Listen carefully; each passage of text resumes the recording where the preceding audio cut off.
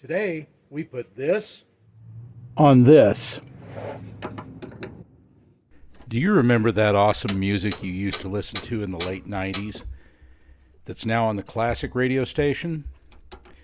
Well, I hate to break it to you, but that's your TJ.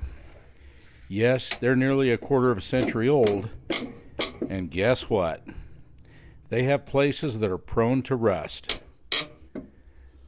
Specifically, the body mounts. But don't worry, she's not ready for the salvage yard yet. Because with some simple parts, a few hand tools, a little cutting, a little grinding, and a little welding, you'll have your baby as good as new.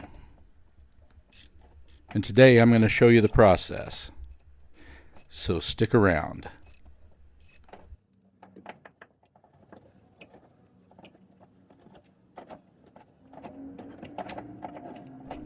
You're going to start by removing 3 out of the 5 body bolts on whichever side of the vehicle you're working on, specifically the 3 between the wheel wells.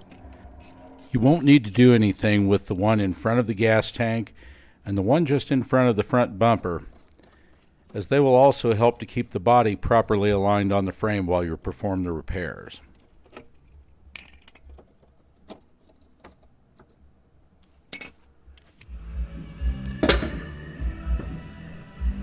At this point, you're going to want to lift the body off of the frame and remove the spacer bushings.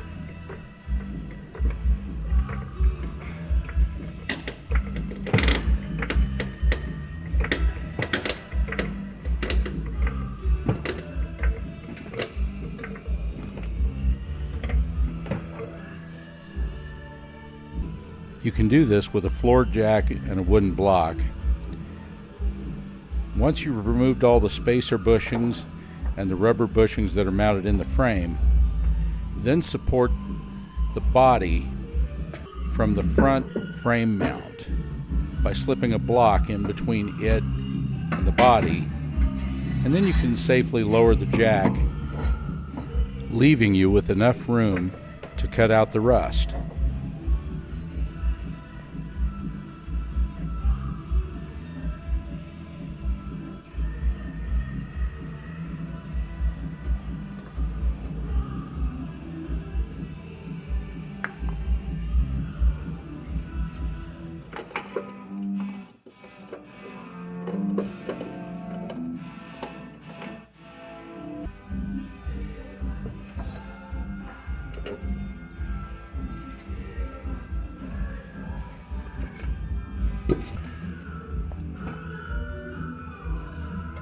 Now it's time to start cutting.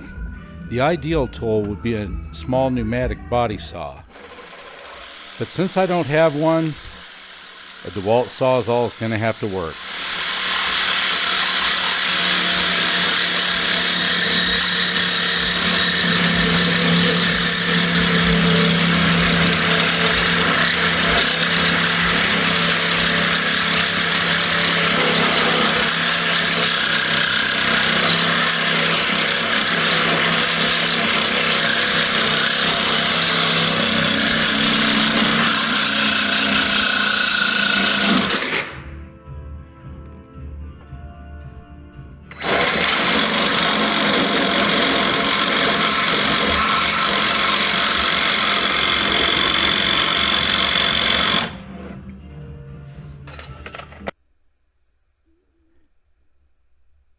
Feel the inside.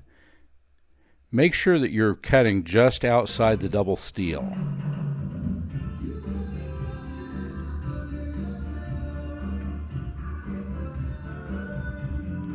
Also, don't remove too much material, as this can cause you to have to do some panel fabrication and welding in some small patches.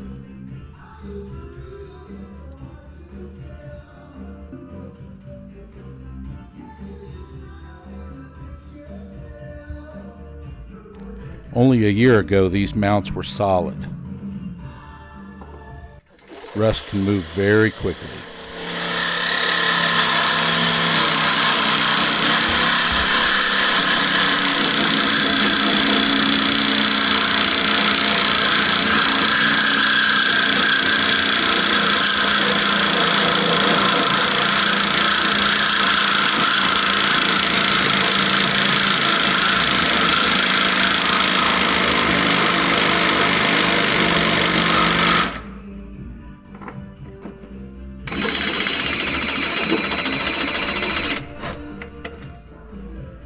10 batteries later. This is this. Now we're going to do the same thing over here. Any place there's double layer steel, it holds moisture and it rusts. So you have to make sure to cut. You'll see spot welds. I'm going to try to show you. There's a spot weld here, here, here. This one's rusted through. It's right there. So you have to cut a little to the outside of all of those and get all of the double steel out, and then we'll trim it up and then we'll fit this piece in place.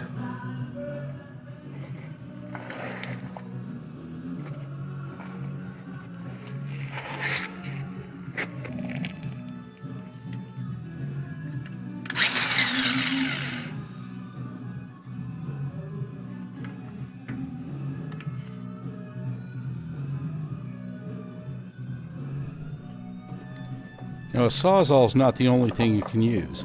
You can use a cutoff wheel, but I do suggest having a good supply of blades on hand, as once they jam up, if they've cracked or been compromised in any way, you'll need to discard them and get a fresh blade.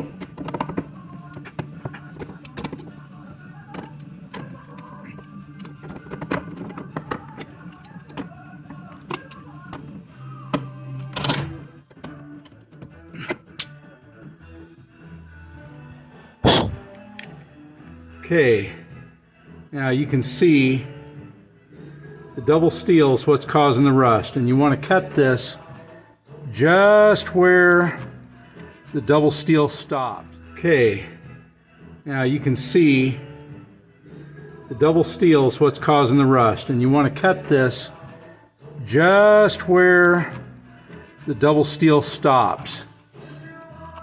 And of course you're going to want to clean this up as good as you can, and you're going to want to paint it with some rust converter, and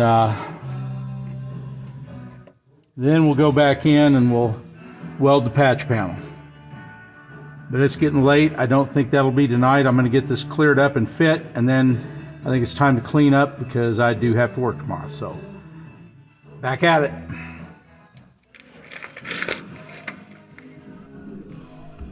Here you can see the body tub with both rusty body mount positions cut out. Now at this point it's time to go ahead and do a test fit. Now the part we're using is made by Dorman. They're about $85 per side, and they're available in a number of different places. I happen to find mine at Extreme Terrain.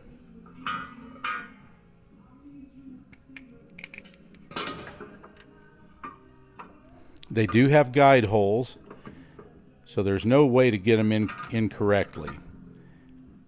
Just make sure that your guide holes align with your drain holes on the frame, and it will fit like a glove. But you're going to need to test fit it a couple of times and make sure you've got enough material removed. But I can't caution enough, don't remove too much material. You can always take out a little bit at a time. It's a lot harder to put it back once you've made the hole too big. It can be done, but trust me, welding overhead is no picnic.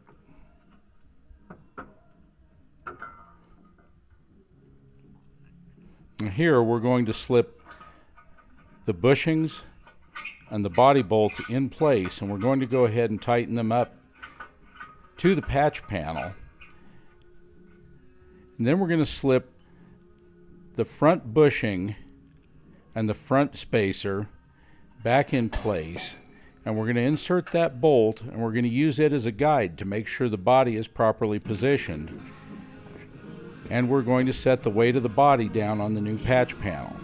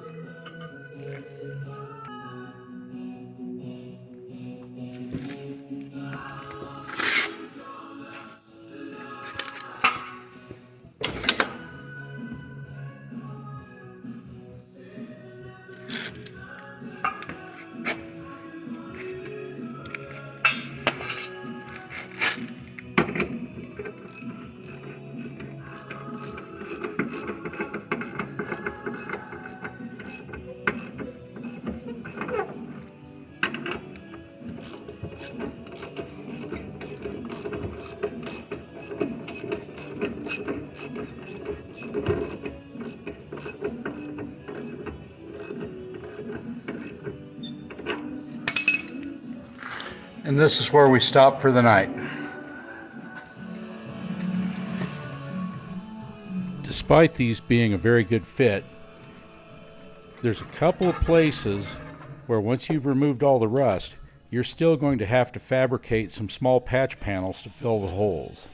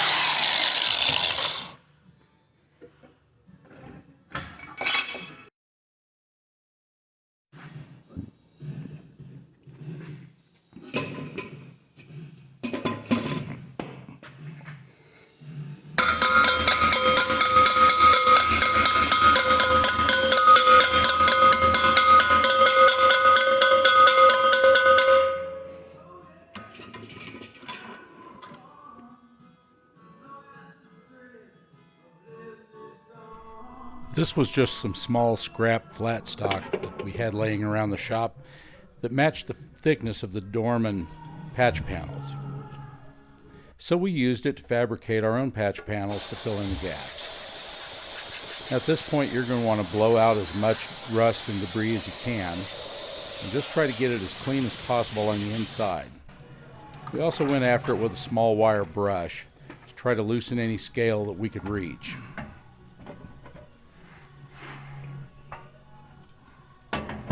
Now we're going to take a flap wheel and we're going to kind of deburr the edges of our cuts and just make it so that it's got a smooth paintable surface.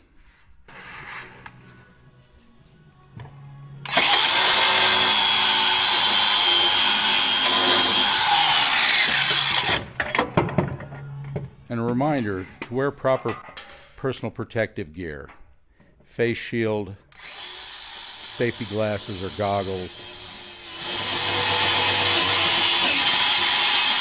And protect yourself, because there's a lot of little particles of metal that are going to be flying around during this process.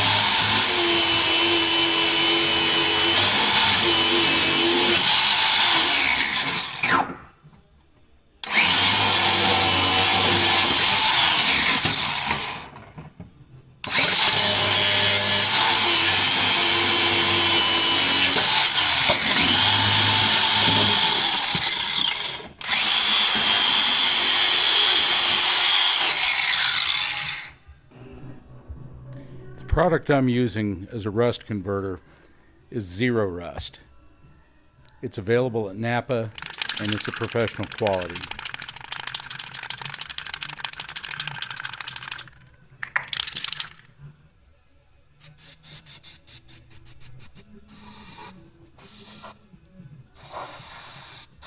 Now you'll notice I'm trying to spray as far up inside the body voids as I can. I want to try to get as much of that Zero Rust on all the rust that's inside there, any surface rust, because that will convert it to an encapsulated surface and kill the rust.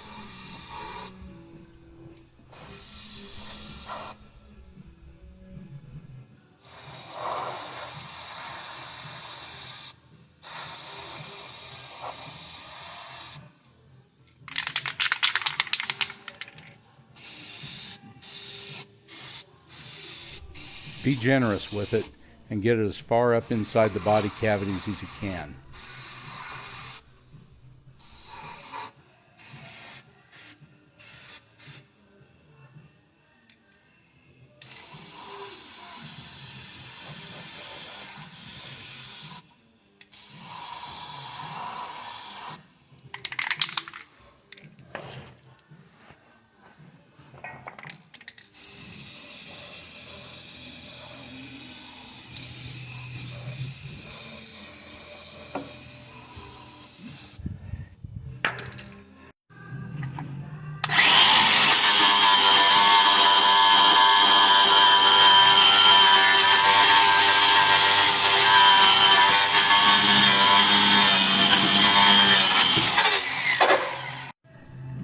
At this point, it's time to tack the new body panel in place. Go ahead and get a good ground established with your welding clamp. And after you've stripped the paint from the body, go ahead and tack weld it.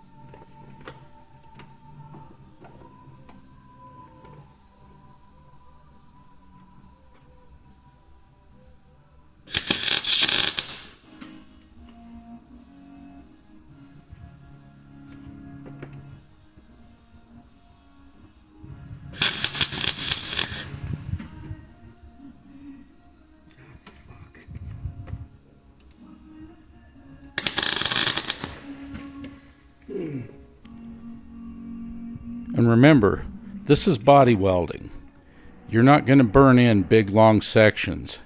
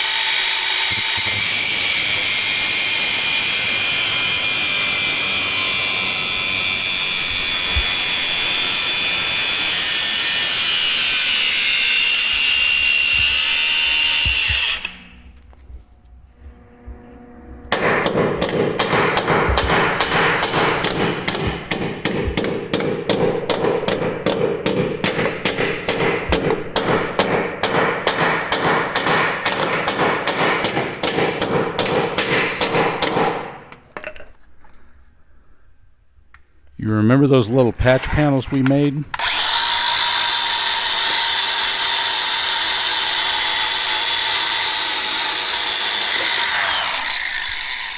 There you go.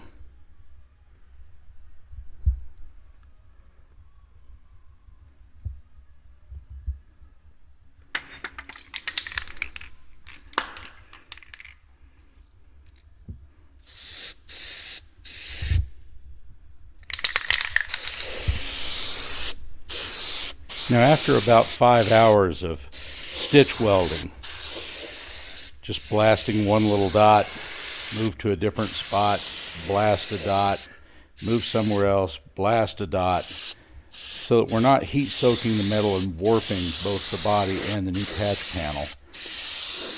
Once you've got all your stitch welds done, it's time to clean up your welds and put another coat of rust inhibitor on it. Rust converter. It's also a primer. Now you're also going to be using seam sealer and epoxy paint and primer. Now this stuff is toxic. At minimum, I suggest wearing a charcoal mask.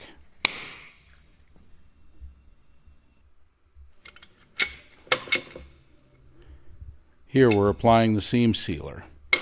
Be generous with it, fill all gaps. You don't weld this solid all the way around. There's flanges that get welded and there's places that don't. In the places that don't, you use body seam sealer and you wear rubber gloves and you press it down into those areas to fill the voids. Don't worry, it'll be plenty strong.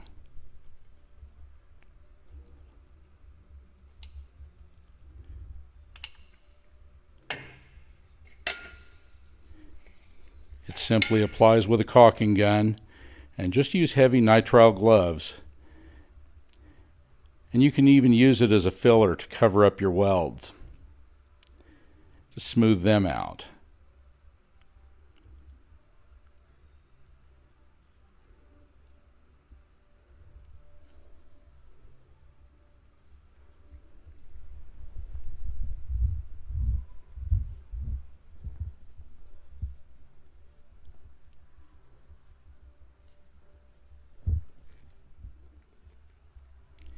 As I said, be generous with it. Fill all of those seams. Make them round. Make them match the contour of the old body panel.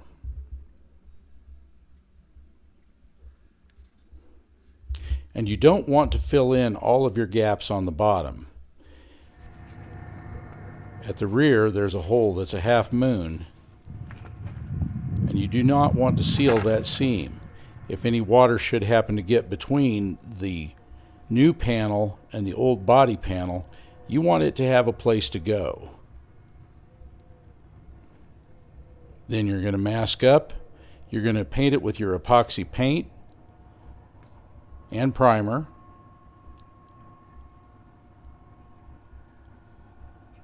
And you're back on the trail. Today we put this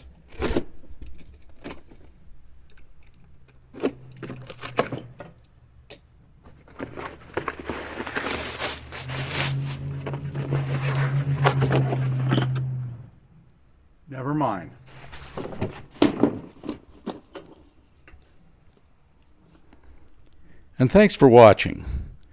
Please subscribe to the channel and share this out so we can help to grow and bring you more good information on taking care of your Jeep.